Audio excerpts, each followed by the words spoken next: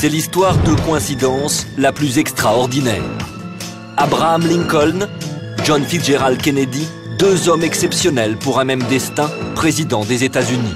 Un destin parsemé de curieuses coïncidences, de la plus anodine à la plus incroyable. Lincoln, Kennedy, ces deux noms contiennent chacun 7 lettres.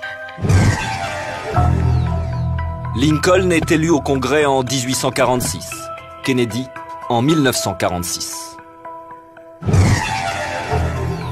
Lincoln est élu président en 1860, Kennedy, lui, en 1960.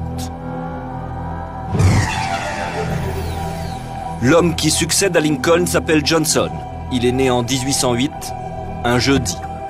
L'homme qui succède à Kennedy s'appelle Johnson. Il est né en 1908, un jeudi. Tout ceci est-il pur hasard?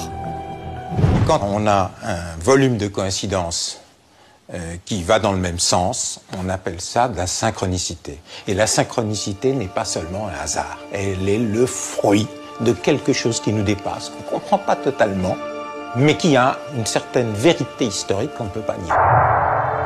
Et les mystérieuses coïncidences ne s'arrêtent pas là. Les épouses des deux présidents ont chacune perdu un enfant à la Maison-Blanche. Plus troublant encore, les disparitions tragiques des deux présidents. Ils ont été assassinés d'une balle dans la tête. Une dernière anecdote que je qualifierais de paranormale, c'est que Lincoln a été assassiné dans un théâtre qui s'appelait Ford, que Kennedy était dans une voiture Lincoln, qui est une des marques du groupe Ford. Les assassins de Lincoln et de Kennedy, John Wilkes Booth et Lee Harvey Oswald, furent eux aussi tués par balle, et ce, avant leur procès. Quelques jours avant son assassinat, la secrétaire de Kennedy l'avait mis en garde des dangers qu'il encourait. Elle s'appelait Evelyn Lincoln. Est-ce encore un hasard? Ces troublantes coïncidences relèvent-elles du paranormal?